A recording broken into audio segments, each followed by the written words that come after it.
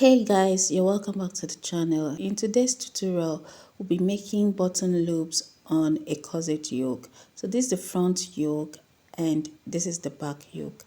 I still have the zipper allowance and I've added my seam allowance around the neck and the keyhole region.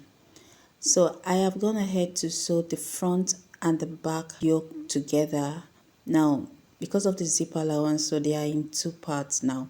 Because I don't want it to transparent, I want to line this with a plain black net. So I did the same thing I did to the chantilly lace. I have sewn it at the shoulder and I want to use it to turn each of this.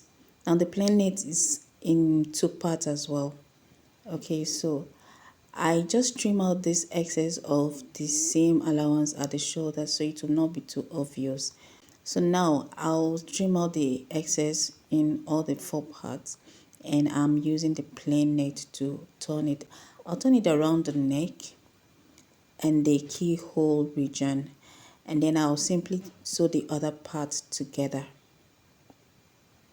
So I've done this to the two parts that I have and this is what we have. So now the next thing is to work on the button loops. So remember we still have our 1 inch for zipper allowance. So for the left side, I'll simply double fold it and sew it down.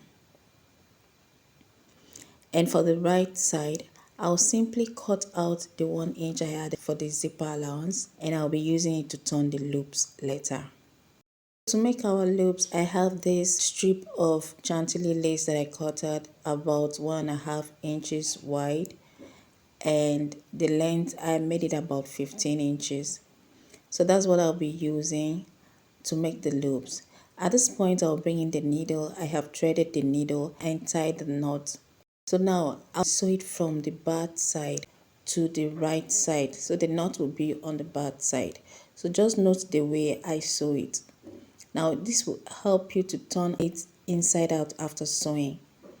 So you have to make the thread this long because it's running from the beginning of that strip to the end of it, and then I'll take it to the machine and sew it.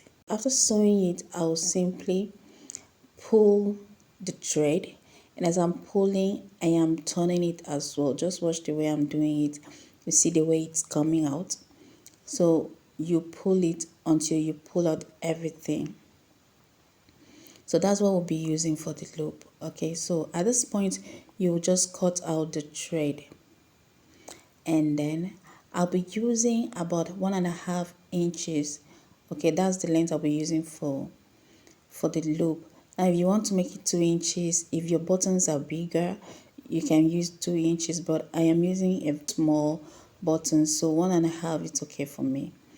So now I'll fold it like so and place it from the beginning. Okay, because of the length of the yoke, that part, so I'll need to do more than one. So after placing that first one, I want to make it 1 inch apart. Okay, so at that 1 inch I am bringing in the second one. I'll pin it, and that's what I will do to the end of the length of this yoke.